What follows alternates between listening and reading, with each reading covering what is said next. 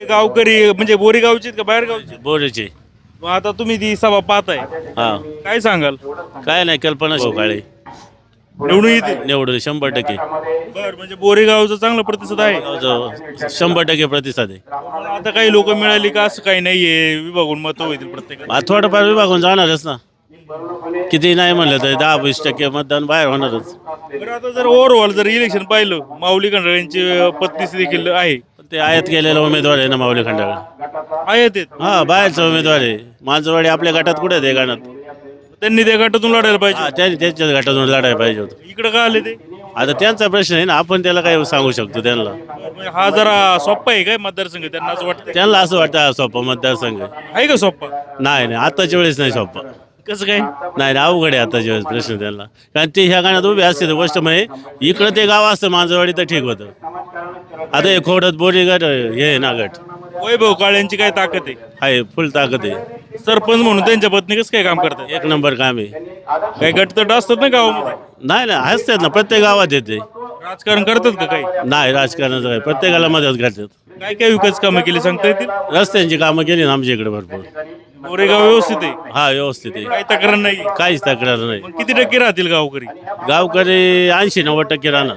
एकदा 90 म्हणले, आता 80. हा भाई, तसा थोडाफार फरक पडतोच ना. काय सांगाल भाऊ?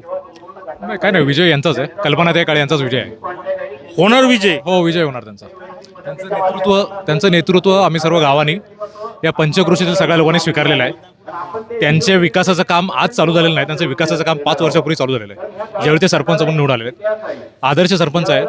आज एका ठिकाणी ते 5 वर्ष निष्ठेने आणि कर्तृत्वाने काम केलेलं आहे. त्याचं नेतृत्व सगळ्यांचा स्वीकार आहे. आणि पक्ष कोणता आहे तुमचा? आम्ही राष्ट्रवादी काँग्रेस. राष्ट्रवादीचे. कल्पनाताई काळे. कल्पनाताईकडून बंडखोरीचा काय फटका? नाही, आजकाल पांडुरंग पवार.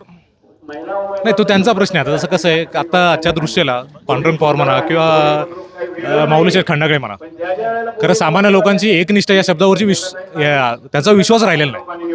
काही राजकारण्यांची एकनिष्ठा इलेक्शनच्या अगोदर कळते, काहींची इलेक्शन नंतर कळते. आणि काळे कुटुंब निष्ठावून कसं काय? राष्ट्रवादी काँग्रेस पहिल्यापासून राष्ट्रवादी काँग्रेस आहेत. वैभव शेठ काळेने आम्ही सर्व मित्रपरिवार. त्यांना आधी काही संधी नाही दिली?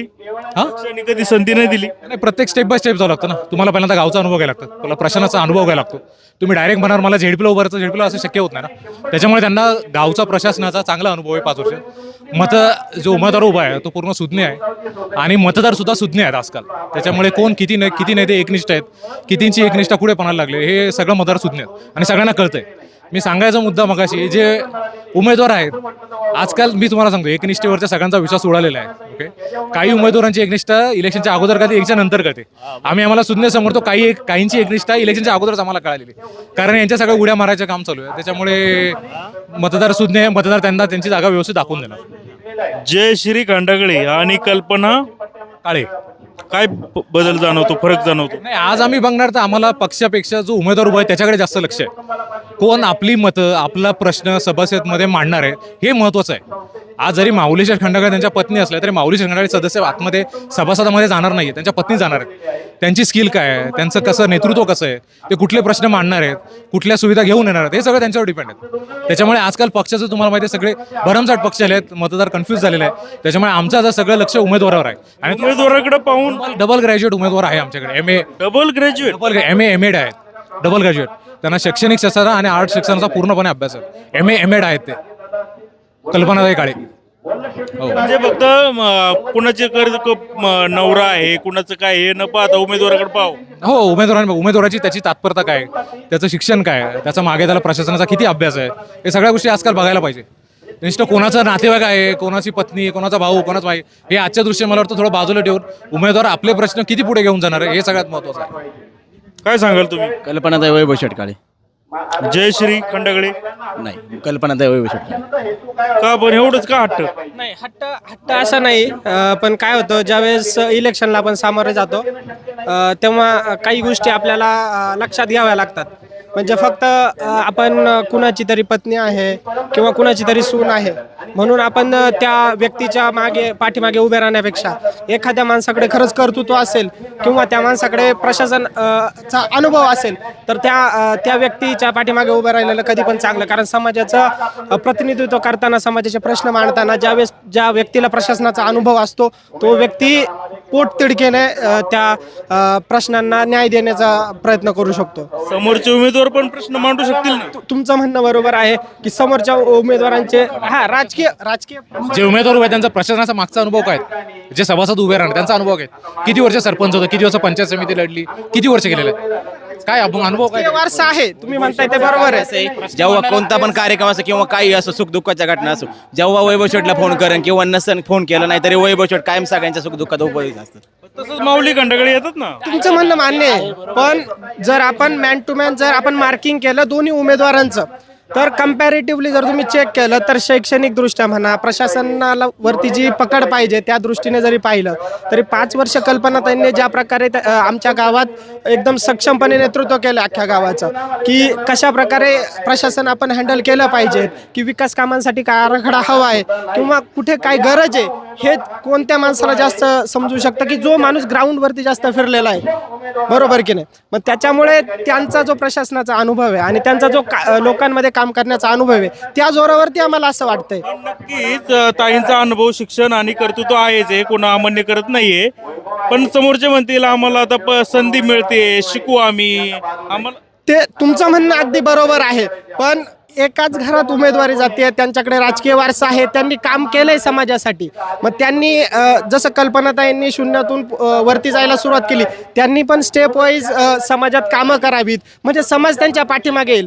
की एका विशिष्ट व्यक्तीच्या मागे उभे राहण्यापेक्षा की कर्तृत्ववान माणसाच्या व्यक्तीच्या किंवा उमेदवाराच्या मागे समाज उभे राहील. अशा पद्धतीने जर स्टेप वाईज काम करत गेलं तर नक्कीच त्यांनाही भविष्यात समाज साथ देऊ शकतो, जर स्टेप वाईज जर त्यांनी तशी कामे केलीच तर. नाही, बोलताय ते बरोबरच बोलतात. ऍक्च्युली कसं आहे की आता आमच्या कल्पना त्यांना तुम्ही बघाल तर पहिले त्यांनी गावचं सरपंच पद भूषवलं, आता 5 वर्ष ते सरपंच आहेत, तर त्यांना आता पुढे जाऊन काय प्रश्न मांडायचे, तिकडून कुठल्या स्कीम आणायच्यात किंवा आपल्याला आपल्या वाढ अडचणीत त्या काय अडचणी आहेत किंवा काय करावं लागेल, त्यांना तो अनुभव आहे. आता अपोजिटचे जर तुम्ही बघाल तर त्याच्यामध्ये त्यांना काही कुठलाही अनुभव नाही किंवा ते कुठलं पद त्यांनी भूषवलं नाही आजपर्यंत. ते सरपंच झालेत किंवा काय झाले काहीच नाही, डायरेक्टली कधी यायचे का त्या जयश्रीताई? नाही, जयश्रीताईला आम्ही आजपर्यंत तर असं कधी बघितलं नाही. नाही, काय विषय होतो की जेव्हा एक व्यक्ती घरातली राजकारणात असते आणि त्यांच्यासोबत फिरण्याचा हे येतो, तर प्रत्येक उमेदवार जेव्हा जर इलेक्शन किंवा त्या पिरियडमध्ये आले तर त्यांना लोकांची पसंती त्या प्रमाणात भेटत नाही. पण जर तुमचं काम आधीपासून असेल, तुमचं काम बोलत असेल किंवा तुम्ही वैयक्तिक जाऊन कुठे भेटताय, म्हणजे तुम्ही आमच्या फक्त 2 गावांचा विचार नका करू, तुम्ही इकडनं येडगावपासून तिकडं कावळपिंपरीपर्यंत जर प्रत्येक गावात जर गेलात आणि विचारलं की मॅन टू मॅन की तुमच्या गावात कल्पनाताई येत होत्या का, तर तुम्हाला याचा काय म्हणतायत की प्रतिसाद तुम्हाला एकदम जनतेकडून भेटून जाईल की कल्पनाताईंचं काम कसं आहे. कुणी म्हणू शकतं की यांच्या गावचा उमेदवार आहे म्हणून हे बोलतील, पण असं नाही आहे. तुम्ही जाऊन जर इंडिव्हिज्युअली जरी चेक केलं प्रत्येक गावात की कल्पनाताईंचं काम काय, की त्यांनी सरपंच असताना काय कामं केलेत, की फक्त त्यांच्या गावापुरते कामं केलेत का, की तुमच्या गावात येऊन पण काही कामं केलेत, की तुम्हाला कसं सहकार्य केलं, हे पण खूप महत्त्वाचं असतं. धन्यवाद, खूप खूप चांगलं बोलल्याबद्दल. नमस्कार. काय काय चालली चर्चा?